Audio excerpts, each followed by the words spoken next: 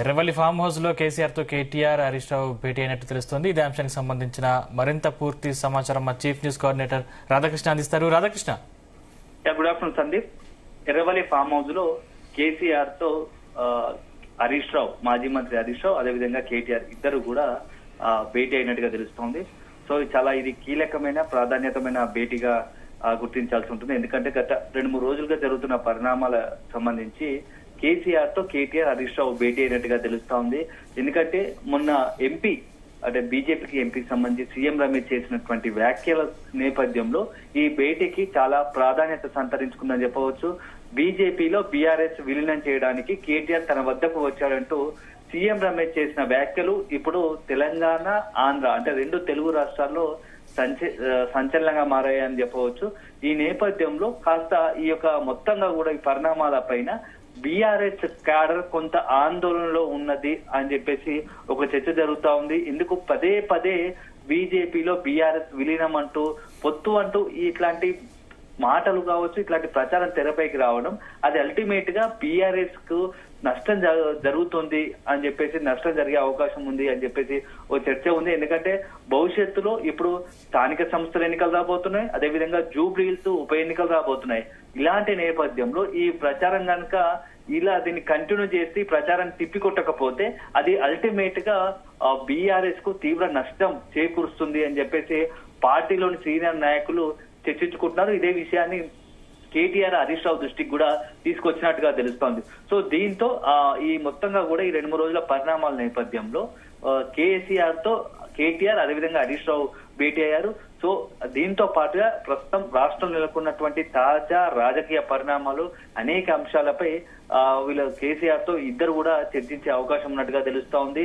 ఎందుకంటే ఒక వైపేమో ఈ బీజేపీ బీఆర్ఎస్ విలీనాంశము పార్టీకి పెద్ద నష్టం చేకూర్చేలా కనపడుతోంది. సో దీని నుంచి ఎలా బయటపడాలి, దీనికి కౌంటర్ గా మనం ఎలాంటి దీనికి వాళ్ళు సమాధానం ఇవ్వాల్సి ఉంటుందని చెప్పేసి కేసీఆర్ తో కేటీఆర్ హరీష్ రావు చర్చలు జరుపుతోంది. సో కేటీఆర్ కు హరీష్ రావుకు కొంత గైడ్ చేసే అవకాశం కనబడుతుంది.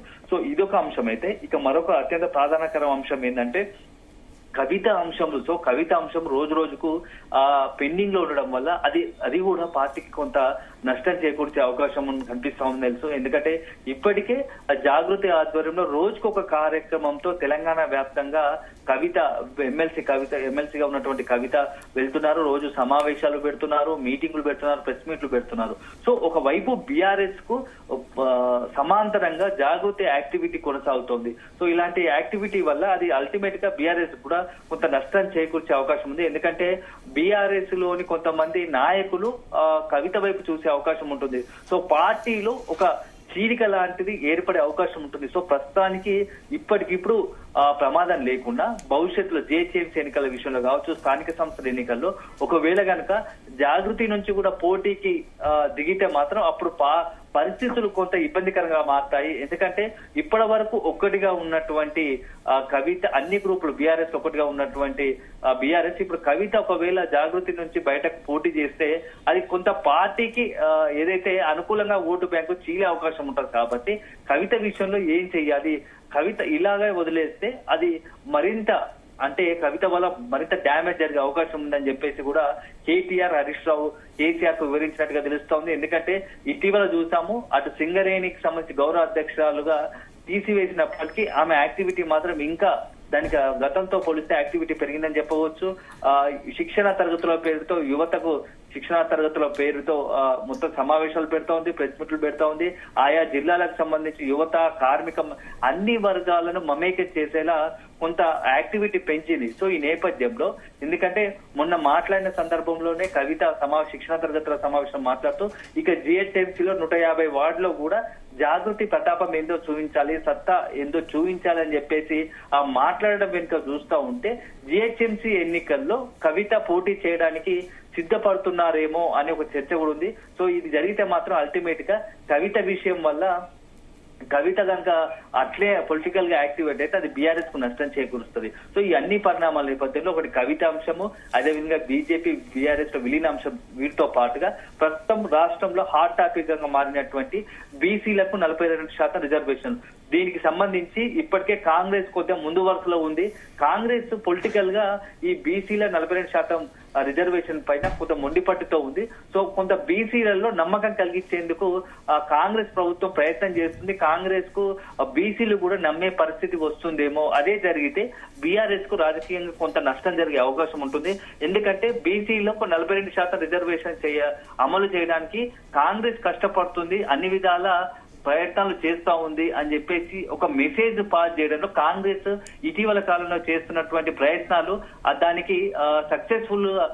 కాంగ్రెస్ కొంత కాంగ్రెస్ పట్ల బీసీలు కొంత సానుకూలంగా, అంటే బీసీల రిజర్వేషన్ పట్ల కాంగ్రెస్ చిత్తశుద్ధితో ఉంది అనేది కొంత పాజిటివ్ గా బీసీలో చర్చ జరుగుతా ఉంది. ఎందుకంటే ఢిల్లీకి వెళ్లడము, కేంద్రంపై ఒత్తిడి తీసుకురావడము, ఇప్పటికే అసెంబ్లీలో ఆమోదించిన బిల్లు కేంద్రానికి పంపడం, గవర్నర్ కు ఆర్డినెన్స్ పంపడం, ఇవన్నీ చూస్తా ఉంటే ఈ కొంత కాంగ్రెస్ కు బీసీల నుంచి సానుకూలంగా వచ్చే అవకాశం ఉంటుంది.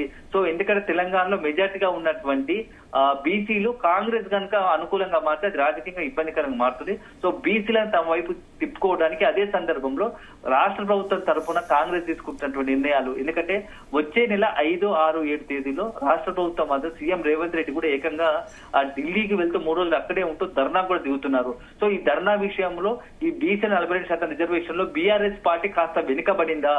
ఎందుకంటే మొదటి నుంచి ఆర్డినెన్స్ విషయంలో కావచ్చు, 42% రిజర్వేషన్ల విషయంలో కావచ్చు, కాంగ్రెస్ పార్టీ అనుకున్నట్టుగా కొద్దిగా ముందుగా దూసుకెళ్తుంది. సో దీంట్లో బీఆర్ఎస్ పార్టీ వెనుకబడిందా అని చర్చ. ఎందుకంటే బీఆర్ఎస్ పార్టీకి సంబంధించినటువంటి బీసీ నేతలను చర్చ జరుగుతున్నట్టు తెలుస్తోంది. కాంగ్రెస్ కాంత సీరియస్ గా తీసుకుంది, బీఆర్ఎస్ మాత్రం కొంత చూసి చూడనట్టు వదిలేస్తుంది. అది నష్టం జరుగుతుందని చెప్పేసి పార్టీ పెద్దల దృష్టికి తీసుకెళ్లినట్టుగా తెలుస్తోంది. ఈ నేపథ్యంలో మొత్తంగా కూడా ఢిల్లీ పర్యటన నేపథ్యంలోనే నిన్న పార్టీ ఇవన్నీ విషయాలు గమనించి ఈ రోజు తెలంగాణ భవన్ లో బీసీ నేతల కీలక నేతల సమావేశం జరుగుతుంది. సో ఈ బీఆర్ఎస్ సంబంధించిన బీసీ నేతల సమావేశం అనంతరం నెక్స్ట్ కాంగ్రెస్ ప్రభుత్వం తీసుకున్నటువంటి నిర్ణయాలపై ఎలా ముందుకెళ్లాలి దానిపైన కూడా ఒక దిశానిర్దేశం చేసే అవకాశం కనబడుతోంది. సో ఇదొక అంశం అయితే, ఇక మరొక అంశం ఏంటంటే ఈ మంత్ చివరిగా లేకుంటే ఆగస్టు 1, 2 తేదీల్లో కాళేశ్వరం సంబంధించి జస్టిస్ పినాకిని ఘోష్ ప్రభుత్వం ఏర్పాటు చేసినటువంటి కాళేశ్వరం కమిషన్ తుది నివేదిక సిద్ధం చేసింది. సో వచ్చే నెల 1, 2 తేదీలోపు ఈ యొక్క నివేదికను ప్రభుత్వానికి సమర్పించే అవకాశం ఉంటుంది. సో ఆ ప్రభుత్వానికి నివేదిక సమర్పించిన తర్వాత ప్రభుత్వం ఏం చేయబోతోంది, సో అందులో ఎట్లా ఉంటుంది నివేదికకు సంబంధించి కూడా ఆ నివేదికలు ఎలాంటి అంశాలు పొందుపరిచే అవకాశం ఉంటుంది, ఇవన్నీ దానిపైన కూడా హరీష్ రావు అదేవిధంగా కేటీఆర్ తో కేసీఆర్ చర్చించే అవకాశం కనపడుతోంది. మొత్తంగా మాత్రం ఈ భేటీ చాలా ప్రాధాన్యతను సంతరించుకుందని చెప్పవచ్చు. అయితే మనకు అందుతున్న సమాచారం ప్రకారం ఆగస్టు మొదటి అంటే 10వ తేదీ లోపు, ఆగస్టు మొదటి వారంలో లేకపోతే ఆగస్టు 10వ తేదీ లోపు బీఆర్ఎస్ భవన్ లో కేసీఆర్ అధ్యక్షన రాష్ట్ర స్థాయి కార్యవర్గ భేటీ ఉండబోతున్నట్టుగా తెలుస్తోంది. ఈ భేటీలో మాజీ మంత్రులు, ప్రస్తుతం ఉన్నటువంటి ఎమ్మెల్యేలు, ఎంపీలు, మాజీ ఎంపీలు, అంటే సీనియర్ నాయకులతో పాటుగా జిల్లా స్థాయి నాయకులతో, జెడ్పీ చైర్మన్ పనిచేస్తున్న అందరితో ఒక భేటీ ఉండబోతున్నట్టుగా తెలుస్తోంది. ఈ భేటీలోనే 3 కీలకమైన అంశాలపై కేసీఆర్ అవకాశం కనబడతా ఉంది. ఎందుకంటే పార్టీకి సంబంధించి క్యాడర్ అంతా కాస్త గందరగోళంగా ఉన్న నేపథ్యంలో ఒకటి ఈ యొక్క మొత్తంగా బీఆర్ఎస్ బీజేపీ విలీన అంశం పైన క్లారిటీ, అదే విధంగా కవిత అంశంతో క్లారిటీ, అదే విధంగా బీసీలకు 42% రిజర్వేషన్ అంశాలతో ఒక క్లారిటీ ఇవ్వడానికి సమావేశం నిర్వహిస్తున్నట్టు తెలుస్తోంది.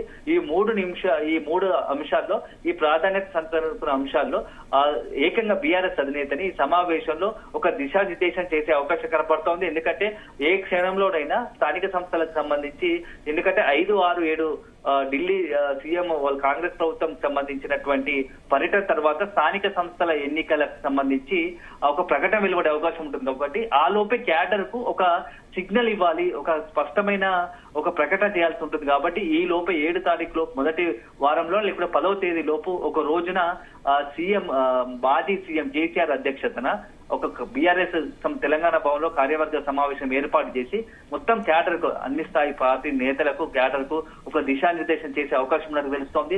ఆ మీటింగ్ కు సంబంధించి ఈ రోజు కేటీఆర్, హరీష్ రావుతో కేసీఆర్ చర్చిస్తున్నట్టుగా తెలుస్తోంది.